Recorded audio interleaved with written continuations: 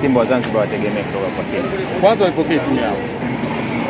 Haukuwa msimu mzuri, hatujaanza katika msimu mzuri, lakini haujaisha. Bado tuko kwenye track ya kupambana.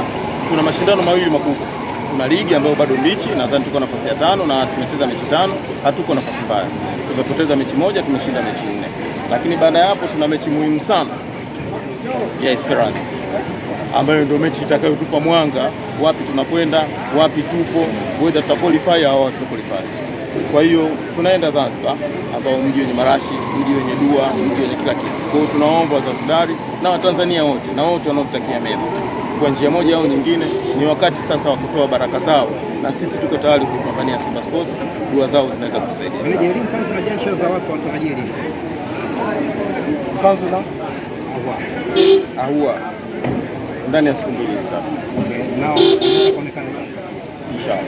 Manake ni kwamba siwezi kuizungumzia wachezaji wa timu ya taifa kwa sababu bado iko kwenye mashindano. Nisije nikaweka kama naelekea Bundu, lakini mwisho wa siku tunaamini kwamba wanaweza kufika nusu finali, wanaweza kufika finali kwa uwezo wa Mwenyezi Mungu na uwezo wao wa kupambania taifa, lakini mwisho wa siku na wao kama bado tutakuwa kwenye track, wakirejea manake watakuja kwenye. Meneja